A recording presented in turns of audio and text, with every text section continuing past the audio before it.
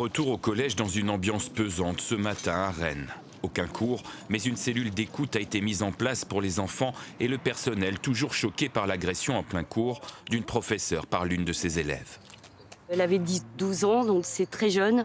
Et on se dit qu'on n'est même pas en sécurité non plus dans un collège avec des enfants aussi jeunes.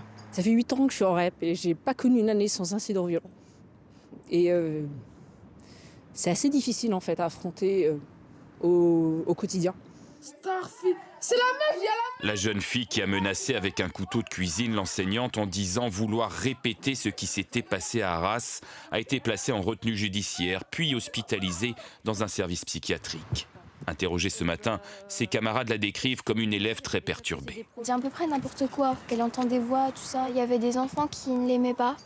Donc après, elle allait vers personne, elle avait tout le temps sa capuche. L'an passé, l'adolescente, qui était déjà venue avec un couteau en classe, a été exclue d'un autre collège après avoir tenté de frapper un professeur, se souvient très bien sa consoeur. Un coup de poing, elle voulait frapper la collègue, elle a été sortie de la classe. Voilà, et ensuite elle a essayé de revenir à nouveau dans la classe pour frapper la collègue. Donc c'est une élève qui était en crise à ce moment-là, qui était vraiment en crise.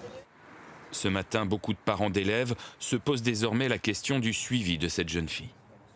Penser que juste le changer d'établissement va résoudre le problème, c'est certainement pas la solution, quoi. Ces enfants, ils ont besoin d'être accompagnés, leurs familles ont besoin d'être accompagnées, mais vraiment. Le parquet de Rennes a exclu hier tout motif terroriste à l'agression. Venue de Mongolie, la famille installée depuis une dizaine d'années dans ce quartier n'est pas connue des services de police.